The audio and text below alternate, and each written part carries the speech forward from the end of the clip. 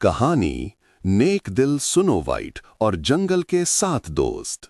कभी एक हसीन बादशाही में स्नो वाइट नामी नेक दिल शहजादी रहती थी। उसके दिल में मोहब्बत, चेहरे पर नरमी और बातों में शुक्र था।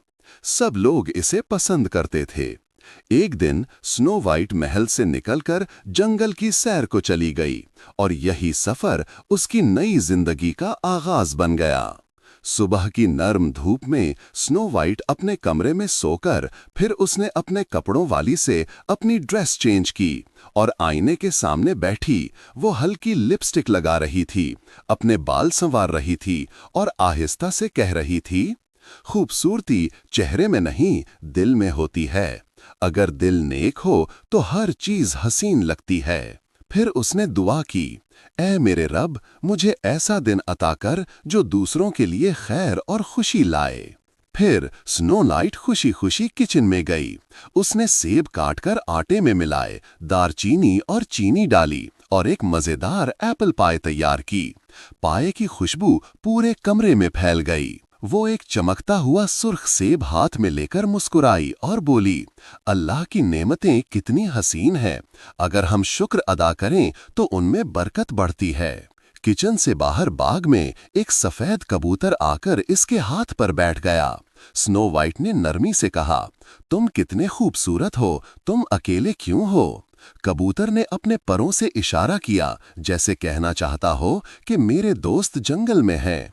स्नो वाइट ने प्यार से जवाब दिया, चलो आज मैं तुम्हारे साथ जंगल चलती हूँ। स्नो वाइट कबूतर के साथ जंगल में पहुंची। दरख्तों के दरमियान रोशनी छनकर आ रही थी, तितलियां उड़ रही थीं और परिंदे चहचहा रहे थे।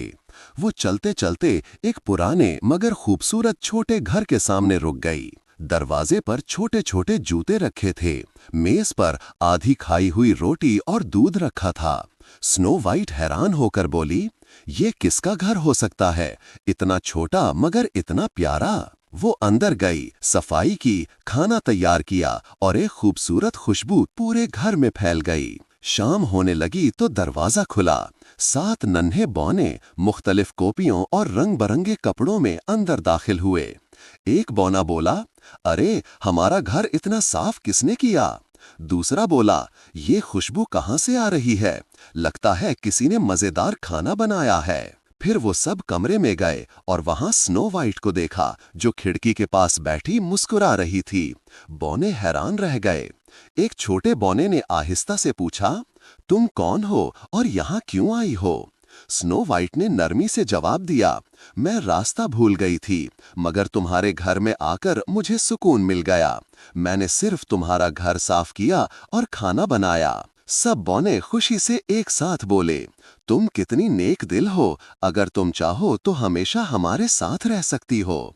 स्नो वाइट मुस्कुराकर बोली, मैं जरूर रहूंगी, लेकिन हम सब मिलकर दूसरों की मदद भी करेंगे।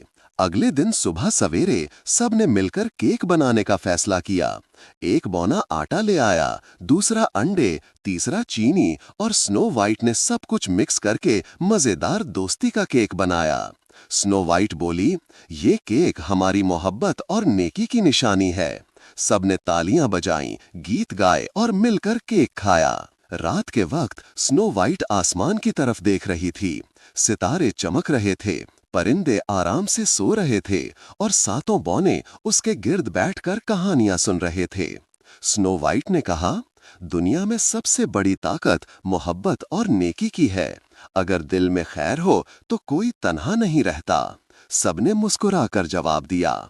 यूं स्नो वाइट और 7 बौने हमेशा हंसी खुशी, शुक्रगुजारी और दोस्ती के रंगों में जिंदगी गुजारने लगे।